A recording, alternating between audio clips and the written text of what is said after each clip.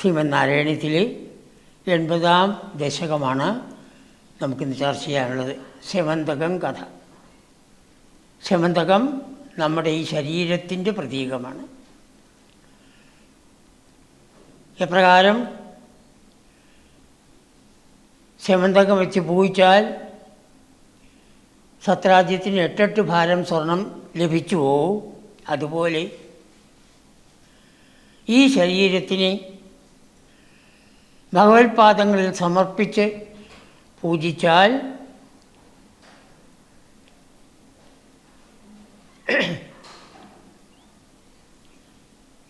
8 വിധത്തിലുള്ളതായ സിദ്ധികൾ, അഷ്ടൈശ്വര്യങ്ങൾ ലഭിക്കുക.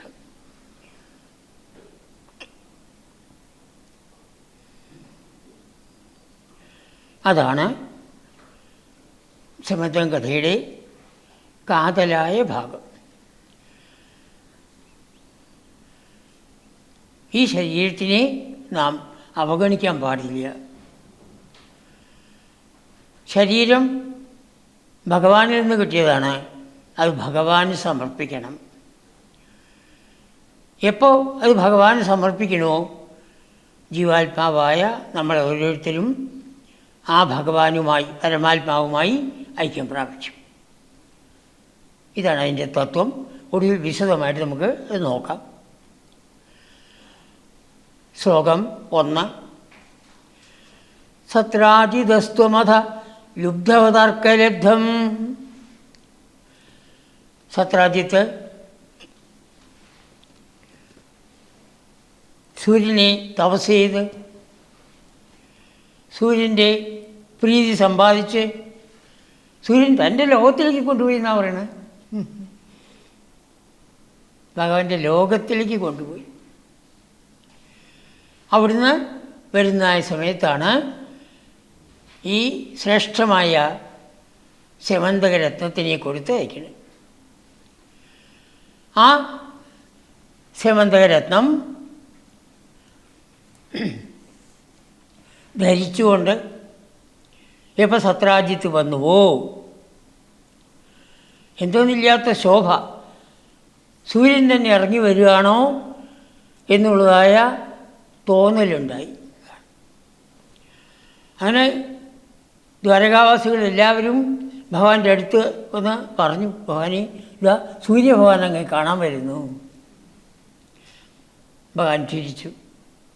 അത് സൂര്യഭഗവാനല്ല, സൂര്യഭഗവാൻ നൽകിയ ഒരു രത്നം, സ്യമന്തകരത്നം ധരിച്ചുകൊണ്ട് സത്രാജിത്താണ് വരുന്നത് എന്ന് പറഞ്ഞു. സത്രാജിത്ത് ഗൃഹത്തിലേക്ക് പ്രവേശിച്ചു. രത്നത്തിനെ നന്നായി പൂജിച്ചു. അങ്ങനെ 8 ഭാരം സ്വർണം ലഭിച്ചു തുടങ്ങി. അപ്പോൾ ഭഗവാൻ ഒരിക്കൽ സത്രാജിത്തിനോട് ചോദിക്കുകയാണ്, ഹേ സത്രാജിത്തെ, ഇങ്ങനെയുള്ള ശ്രേഷ്ഠ വസ്തുക്കൾ രാജാവിൻ്റെ കയ്യിലല്ലേ ഇരിക്കേണ്ടത്? അപ്പോൾ രാജാവിന് ആ കിട്ടുന്നതായ ധനം കൊണ്ട് സമൂഹത്തിൻ്റെ നന്മയ്ക്ക് വേണ്ടി ചെയ്യാം. ഒരു വ്യക്തിക്ക് എന്തിനാ 8 ഭാരം സ്വർണം? ഒന്നും വേണ്ടിയില്ല. സത്രാജിത്ത് ഒന്നും വേണ്ടിയില്ല. ലുബ്ധവത്, ഭഗവാൻ ഒരു ലുബ്ധനെ പോലെയാണ്. ചോദിച്ചു, ലുബ്ധന്മാർ എങ്ങനെയുള്ളവരാണ്? തൻ്റെ കയ്യിലുള്ള കാശ് ചിലവാക്കില്ല, അന്യൻ്റെ കാശ് കിട്ടണം. അപ്പം അതല്ലേ ഇപ്പോൾ ഭഗവാൻ ചെയ്തത് എന്ന് സത്രാജിത്ത് വിചാരിച്ചു. അർക്കലബ്ധം ദിവ്യം സ്യമന്തകമണി. അങ്ങനെ സൂര്യനിൽ നിന്ന് കിട്ടിയതായ ആ ദിവ്യമായ സ്യമന്തകരത്നത്തിനെ ഭഗവൻ അയാചീഹി, ഭഗവാൻ യാചിച്ചു. നോക്കണേ, ഭഗവാന് എന്തെങ്കിലും യാചിക്കേണ്ട ആവശ്യമുണ്ടോ? എന്തെല്ലാം ഉണ്ടോ അതെല്ലാം ഭഗവാൻ്റെയാണ്. പക്ഷേ ഭഗവാൻ എപ്പോഴും സമൂഹത്തിൻ്റെ നന്മയ്ക്ക് വേണ്ടി പ്രയത്നിക്കുന്നു. ഭഗവത്ഗീതയിൽ അത് വ്യക്തമായിട്ട് തുടക്കത്തിൽ തന്നെ പറഞ്ഞിട്ടുണ്ട്. ചികീർഷുർ ലോകസംഗ്രഹം. നമ്മുടെ എല്ലാ കർമ്മങ്ങളും ജനങ്ങളുടെ നന്മയെ ലാക്കാക്കി വേണം നാം ചെയ്യാൻ. രണ്ട് സ്ഥലത്താണിത് പറഞ്ഞത്. ലോകസംഗ്രഹമേവാപി സമ്പശ്യൻ കർത്തുമർഹസി. നമ്മൾ എന്തെന്ത് ചെയ്യുന്നുവോ അത് ജനങ്ങളുടെ നന്മയ്ക്ക് വേണ്ടിയുള്ളതായിരിക്കണം. ഒരിക്കലും അത് അവർക്ക് ദ്രോഹകരമാവരുത്, ഉപദ്രവകരമാവരുത്. ഉപദ്രവകരമാണെന്ന് കണ്ടാൽ അത് ചെയ്യരുത്, അതിൽ നമ്മൾ ഏർപ്പെടാൻ പാടില്ല. അപ്പം അങ്ങനെയുള്ള ഭഗവാൻ, എല്ലാം തൻ്റേതായിരിക്കുന്ന ആ ഭഗവാൻ യാചിക്കേണ്ട വല്ല ആവശ്യമുണ്ടോ? ഇല്ല. പക്ഷെ അത് മനസ്സിലാക്കാനുള്ള ബുദ്ധിവൈഭവം സത്രാജ്യത്തിനില്ല. അതാണ് ആ ബുദ്ധി വികാസം ഉണ്ടായിട്ടില്ല എന്നർത്ഥം. എല്ലാം ഭഗവാന്റെയാണ് എന്നുള്ളതായ ആ തത്വം ഉൾക്കൊള്ളാൻ സാധിച്ചിട്ടില്ല. അപ്പോൾ എപ്പോഴാണോ ആ വിധത്തിൽ ഭഗവാൻ യാചിച്ചത്, മേൽപ്പത്തൂർ പറയുകയാണ് തൽക്കാരണം. അതിനുള്ള എന്താ കാരണം? ഭഗവാൻ എന്തിനാണ്? ബഹുവിധം മമഭാതി. അത് പല വിധത്തിലാണെന്ന് എനിക്ക് തോന്നുന്നു. അനേകം കാരണങ്ങൾ അതിനുണ്ട്. ഒന്ന്, ആദ്യം നമ്മൾ പറഞ്ഞതുപോലെ രാജാവിൻ്റെ കയ്യിലിരുന്നാൽ അത് സമൂഹത്തിൻ്റെ നന്മയ്ക്ക് വേണ്ടി ആ ധനം ഉപയോഗിക്കാൻ പറ്റും. ഒന്ന്. രണ്ട്, നൂനം തസ്യാത്മജാം ത്വയിരതാം. ഹേ ഗുരുവായൂരപ്പ, ആ സത്രാജ്യത്തിൻ്റെ ആത്മജയായിരിക്കുന്ന, പുത്രിയായിരിക്കുന്ന ആ സത്യഭാമ ത്വയിരതാം, അവൾക്ക് ഭഗവാനെ കിട്ടണമെന്നുള്ള ആഗ്രഹമാണ്. പക്ഷേ സത്രാജ്യത്തിന് ഭഗവാനോട് വലിയ കാര്യമില്ല, ഇഷ്ടമില്ല. എന്തുകൊണ്ട്? ആ രുക്മിയെ പോലെ തന്നെയാണ്. ഇയാൾ സ്ത്രീകളുടെ കൂടെ നടന്ന ആളല്ലേ. ആ ഗോകുലത്തിൽ മുഴുവൻ ആ ഗോപികളുടെ ജാരനല്ലേ എന്നുള്ള വിചാരം ഇയാൾക്കും ഉണ്ടാവാം. ഭാഗവതം എടുത്തു പറയുന്നില്ല. അപ്പോൾ സത്യഭാമ എനിക്ക് കൃഷ്ണനെ വേണമെന്ന് പറഞ്ഞാലോ സത്രാജ്യം സമ്മതിക്കില്ല. അതാണ്. അപ്പോൾ എന്തു വേണം? ഛലതോ വിവോടും വ്യാജേന, ഒരു കള്ളത്തരത്തിൽ നമുക്ക് ആ വിവാഹം നടത്താൻ വേണ്ടി. ഭഗവാന് വല്ല ആ വിവാഹം കൊണ്ട് വല്ല കാര്യമുണ്ടോ? ഇല്ല. പിന്നെന്താണ്? ത്വയിരതാം, ഭഗവാനിൽ എന്തെന്നില്ലാത്ത രതിയോടുകൂടിയ ആ കുട്ടിയെ അനുഗ്രഹിക്കണം, ആ ജീവാത്മാവിനെ അനുഗ്രഹിക്കണം. അത്രയേ ഉള്ളൂ. അല്ലാണ്ട് ഭഗവാൻ അതുകൊണ്ടൊന്നുമില്ല. എന്തുകൊണ്ട്? എപ്പോഴും ആത്മാനന്ദത്തിൽ തന്നെ രമിക്കുന്ന ആളാണ്, ബ്രഹ്മാനന്ദത്തിൽ രമിക്കുന്ന ആളാണ്. അതിൻ്റെ അപ്പുറം ഒരു സുഖവും ഈ ലോകത്തിലില്ല.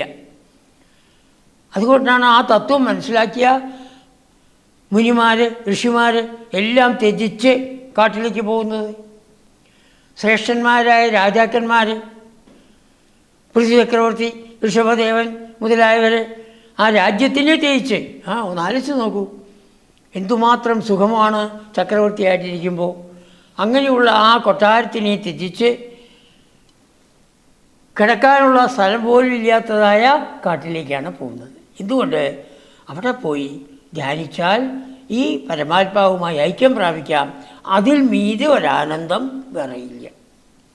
അപ്പോൾ നാം ചെയ്യുന്നതായ എല്ലാ കർമ്മങ്ങളും ആ പരമാത്മാവുമായി യോജിക്കാനും ആ പരമാവിൽ നിന്നുള്ള ആനന്ദം അനുഭവിക്കാനും വേണ്ടിയാണ്. അതിനു വേണ്ടിയാണ് ഈ കുട്ടി ത്വയിലതാം. അവൾ ആ തത്വം മനസ്സിലാക്കിയിട്ടുണ്ടാവില്ല. അവൾക്ക് കൃഷ്ണൻ വേണം, അതിസുന്ദരനായിരിക്കുന്ന കൃഷ്ണനെ വേണമെന്നുള്ളതായ ആഗ്രഹമാണ്.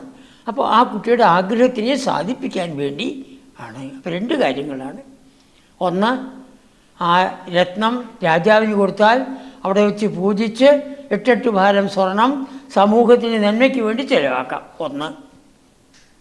രണ്ട്, ഈ കുട്ടിയെ, സത്യഭാമയെ, തന്നിൽ അനുരക്തയായിരിക്കുന്ന സത്യഭാമ, താൻ ഇല്ലാതെ ജീവിക്കാൻ വയ്യ എന്ന് വിചാരിച്ചു കൊണ്ടിരിക്കുന്ന അനേകം പേര് ആ കുട്ടിയെ ആഗ്രഹിച്ചതാണ്. അക്രൂരൻ ആ കുട്ടിയെ ആഗ്രഹിച്ചതാണ്.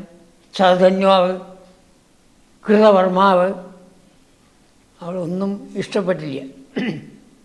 എന്നാലോ സത്രാജ്യത്ത് പറയും, ഓരോരുത്തരോടും കാണുമ്പോൾ പറയും, ഒരു സത്യഭാമ തനിക്ക് തന്നെയാണ്, സത്യഭാമയെ തനിക്ക് തന്നെയാണ് എന്ന് 3 പേരോടും പറഞ്ഞു.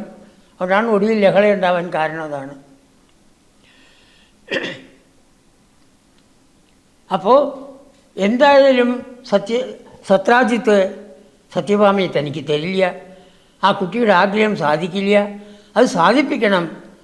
അതാണ് ഭഗവാന്റെ രണ്ടാമത്തെ ലക്ഷ്യം. അത് രണ്ടാമത്തെ അല്ല, അതാണ് ആദ്യത്തെ ലക്ഷ്യം. തസ്യാത്മജാം ത്വയിരതാം ഛലതോ വിവോഢും.